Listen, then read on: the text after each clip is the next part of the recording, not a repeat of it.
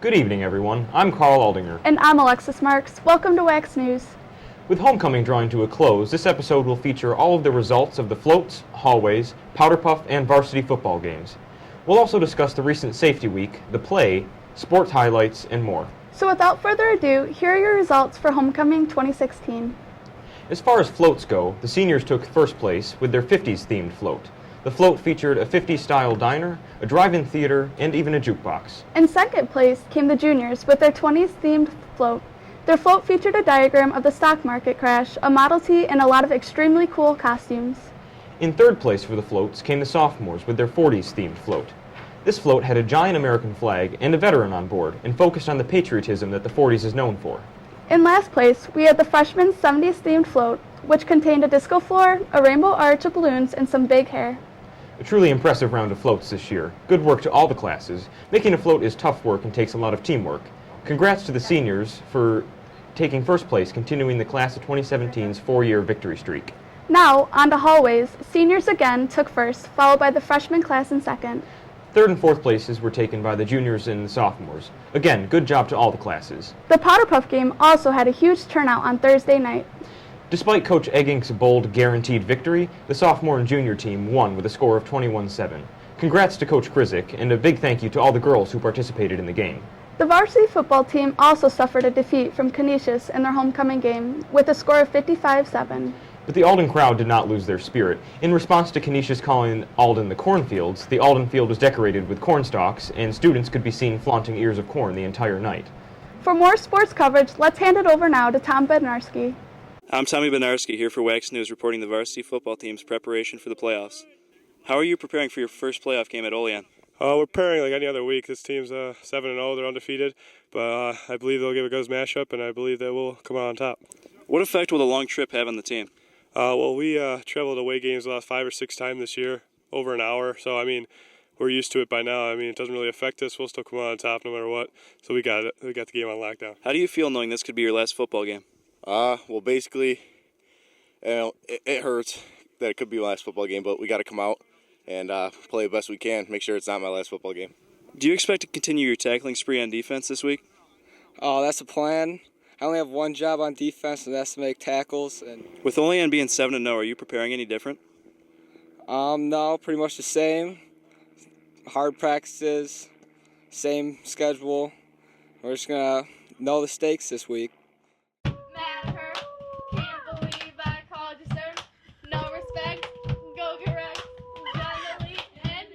What was your favorite part about this season?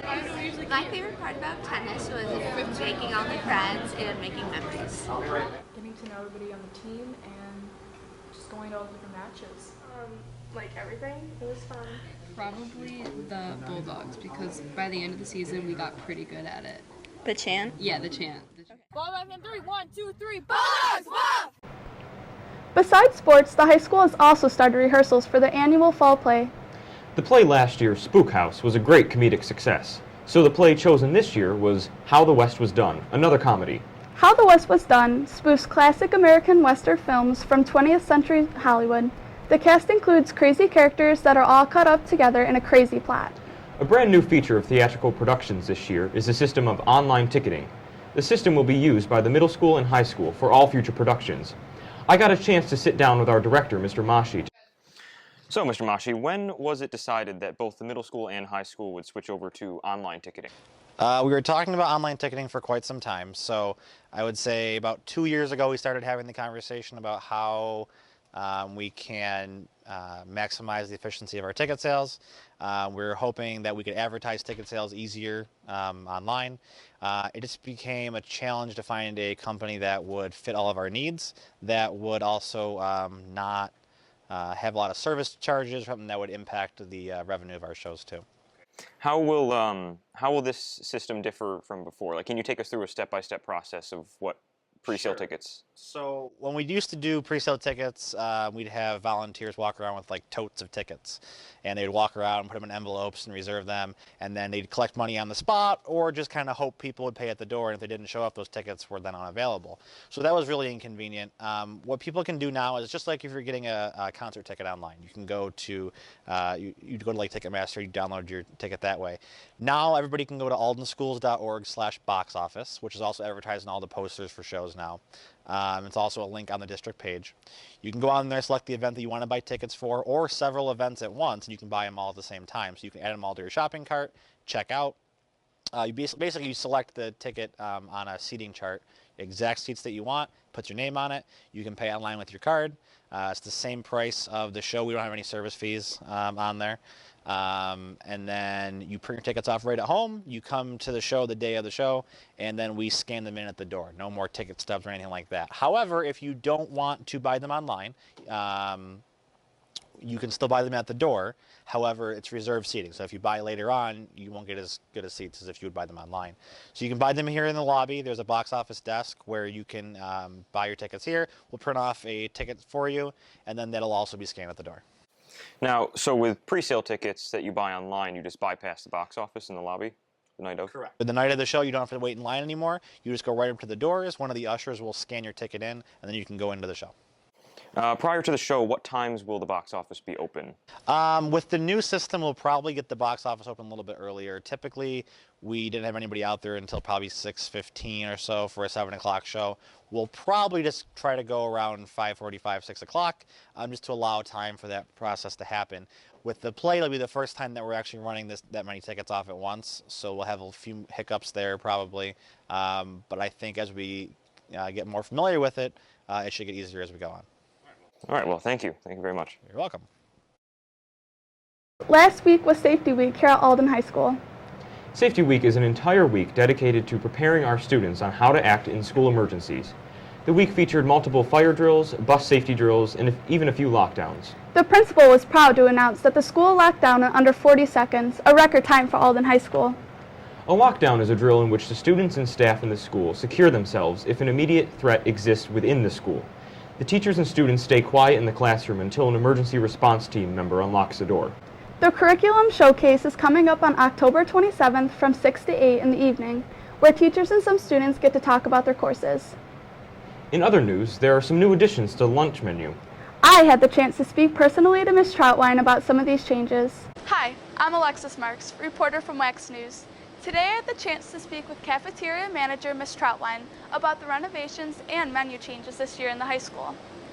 Thank you for sitting down with us. What are a few new healthy lunch choices this year?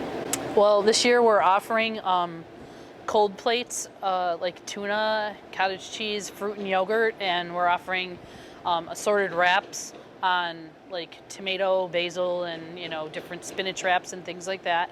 All of our subs are being made on multigrain sub rolls, and we're offering 4 different pizza choices, and we're making the pizza from scratch this year instead of buying it commercially made. Yeah, well, we have the snack line area, we have the choices with the hot pretzels and the nacho chips, and we're also we have our hot serving line. When we had done the renovations, only 3 hot wells were put in, which limits us to the same choices that we had before because we don't have enough places to put the hot food. So we're going to be adding an additional 2 hot serving wells in the blank spot that's on the serving line. The students have caught on as to how they can go in and choose their meal. I think it's a little bit chaotic for them. So we're working with the kitchen consultant to try to have the flow go a little bit better. We had her come in this week, and she was watching the flow and how the kids were coming in and how confusing it was for them. And she's going to be helping us with that flow. And then once we do that, then we'll work with the students to coordinate them being able to come in and get their lunch. So we are trying to beef up our salad bar choices, and they are doing some different pasta salads and things like that we're putting in our sub-kiosk area over in the snack line. Right now I don't feel the students are taking advantage of the options, and I think they need to know what the options are. So I'm working on something that I can put on our website to tell them how to choose a lunch. So that'll be going up soon, and I'm going to be coordinating with Mr. Rizzo in the technology department to add that to my website. Also, if they go on the website, there is something on the website called the Value of School Lunch. And it actually shows you, you know, when students are breaking down and bringing a lunch from home, it's costing $3.15 for the parents to make a lunch from home. Like to make a sandwich, bring in carrot bites per se, a juice box, and you know, maybe one snack, it's costing $3.15, and that doesn't even include the cost of the bag, the cost of the sandwich Ziploc things, the paper bag, the purchasing of a lunch box, and doesn't include buying a beverage. So when you look at the value of our school lunch at $2.25, you're getting a hot, well-balanced lunch with all the nutritional value that you need. It's costing you a lot less than it is to pack a lunch from home. With renovations, have the lines in the cafeteria moved better? It will change. Right now it's congested because everybody's going into one area and flowing into one area for the snacks, the hot line, the pizza, and it's very difficult to get to the salad bar when people are lined up for the hot line and they're lined up alongside the salad bar. You can only access the salad bar from one side.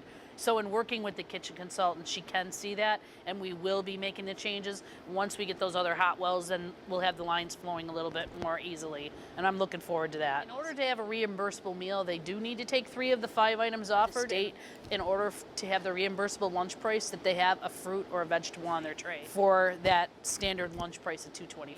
So I think just learning how to create your lunch and being able to get what you want, you know, will really enhance the student's experience. But I would like, you know, to eventually have a suggestion box so we can add different things to the menu, you know, that students want to see. I would like to thank everyone that helped once again and for their time. Also, Ms. Troutwine would like to add that students should know that in order to get a reduced lunch properly, you must take a fruit or vegetable and a main entree.